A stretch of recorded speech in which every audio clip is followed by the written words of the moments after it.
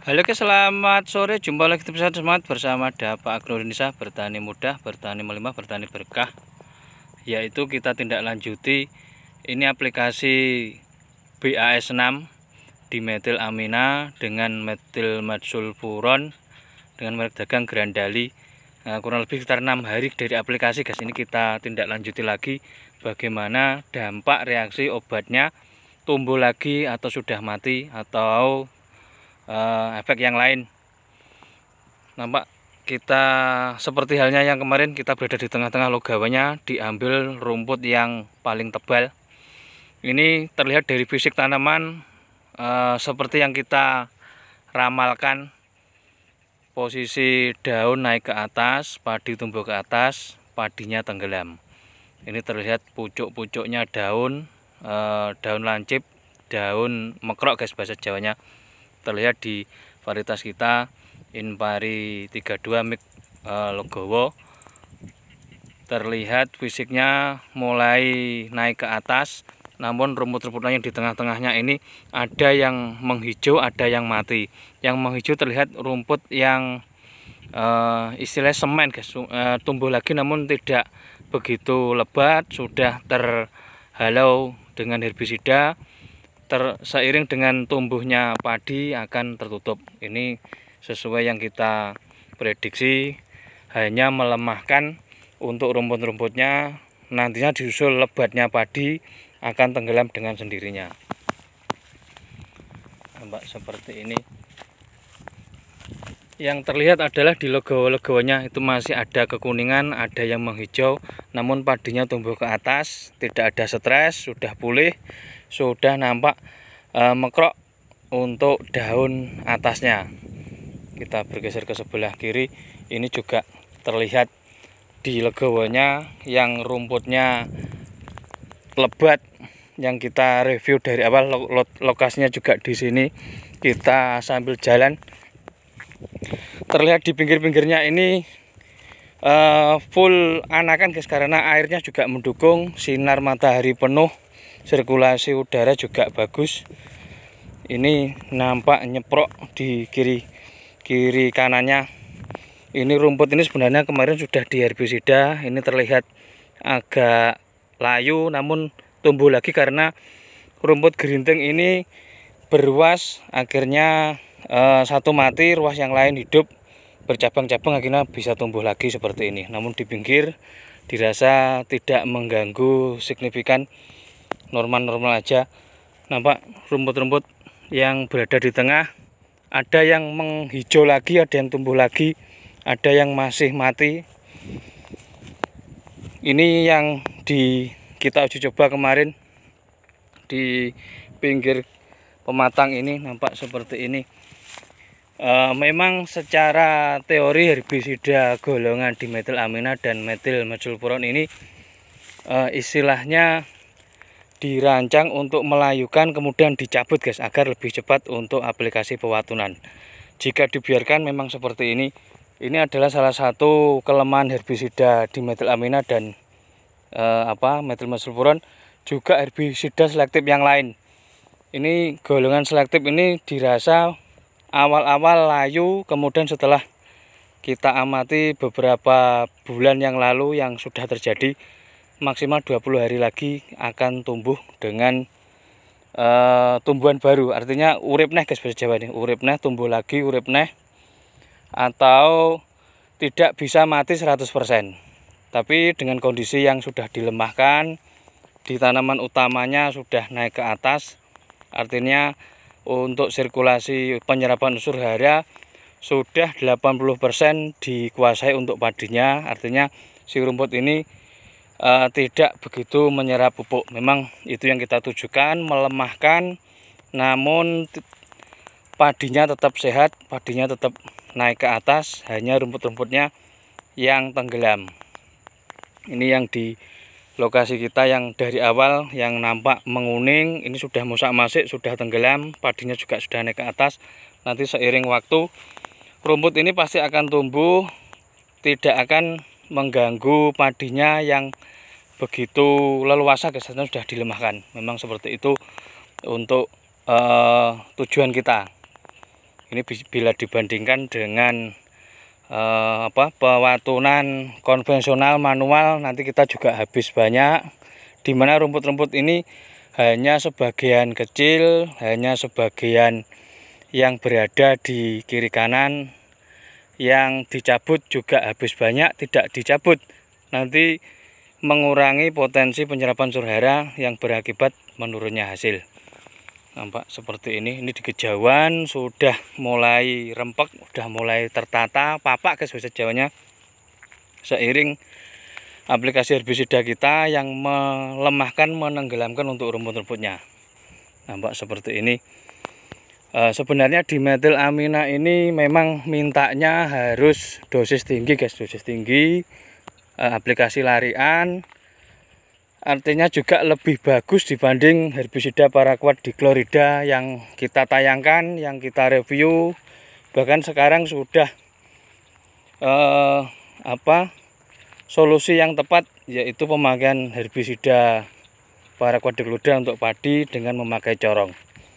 Ini memang kita uji coba karena berbasis selektif ini pasti mati, juga pasti tumbuh lagi. Meskipun herbisida paraquat awalnya mati, nanti juga akan tumbuh lagi. Memang secara teori juga tanah kita subur, artinya rumput-rumput juga tetap aja ada. Pak seperti ini.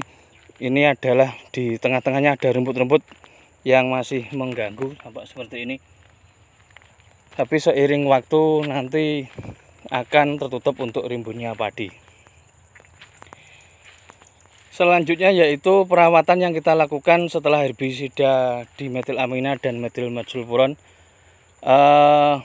Untuk kita agendakan bahwa yang sekali pemakaian pertama yaitu ZPT opsional itu kita kondisikan umur 21-22. Kemarin kebetulan umur 42, 37, 38, katakanlah 38.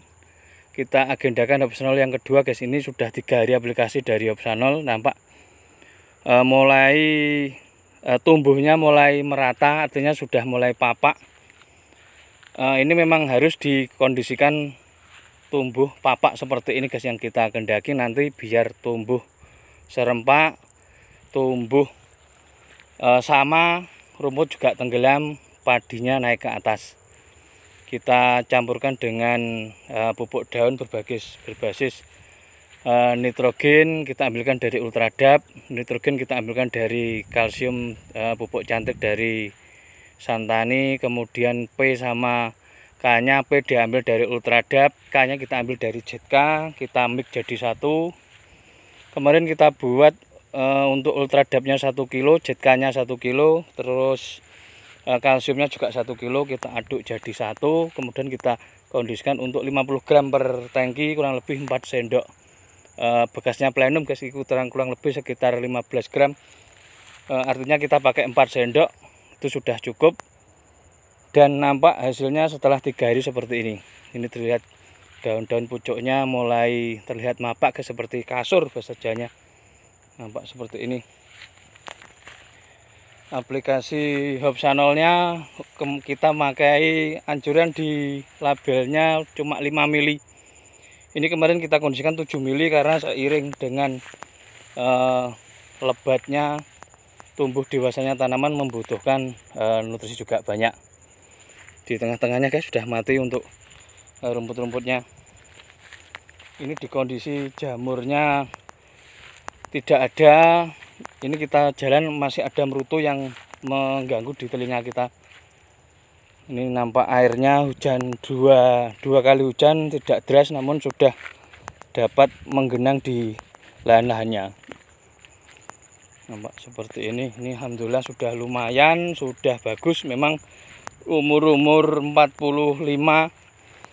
ini memang harus menguning seperti ini karena mengurangi sisa nitrogen yang berada di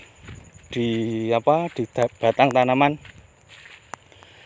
Anjuran yang diterapkan selain ZPT yaitu bila tidak ada opsional, pasnya untuk Gibberellin acid atau merek dagang Gibro yaitu umur 40 seperti ini guys. Ini nanti jika dikondisikan pemakaian Gibro nanti batang akan besar, daun akan lebar, tanaman sedikit naik ke atas, namun tidak terjadi melengkung atau bisa dikatakan melencung guys. Seperti ini. Ini kita memang pemakaian Hopsanol kita tujukan biar tidak terjadi melengkung yang nantinya daun pucuk tertiup angin pecah-pecah akan mengundang bakteri dan jamur. Begitu tebalnya rumput di tengah-tengah, ini sudah mulai tertutup, mosak masik, nampak menguning.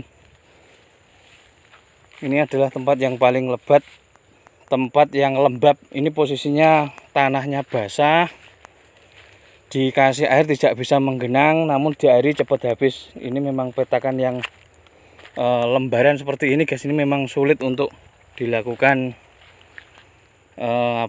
pengatusan juga penggelembungan air. Ini posisinya magak, namun di tempat ini biasanya airnya anteng. Bila dikondisikan kekurangan air, tanah bawahnya ini bisa mampu menahan air. Nampak lebat-lebat rumputnya seperti ini. Ini larikannya, legowonya tidak terlihat karena lebatnya rumput. Ini kita kondisikan, kita biarkan karena posisinya untuk akar bawah tidak begitu terganggu, hanya rumput-rumput lembut. Nanti seiring dengan tingginya padi akan tertutup dengan sendirinya. Nampak seperti ini. Ini kita cek lagi lahan bawah, ada tidaknya air, perlu tidaknya kita lakukan pengairan karena kondisi hujan yang tidak pasti. Hujan 2 kali namun tidak deras, cukup basah di tanah, belum sampai menutup untuk retakan-retakan di dalam tanahnya. Nampak seperti ini rumputnya yang kemarin masih tetap ada, hanya 1-2. Ini milik petani tangga kita sebelah kanan, dilakukan pewatunan. Ini memang tujuan dimetil amina, memang mengkondisikan, melemahkan.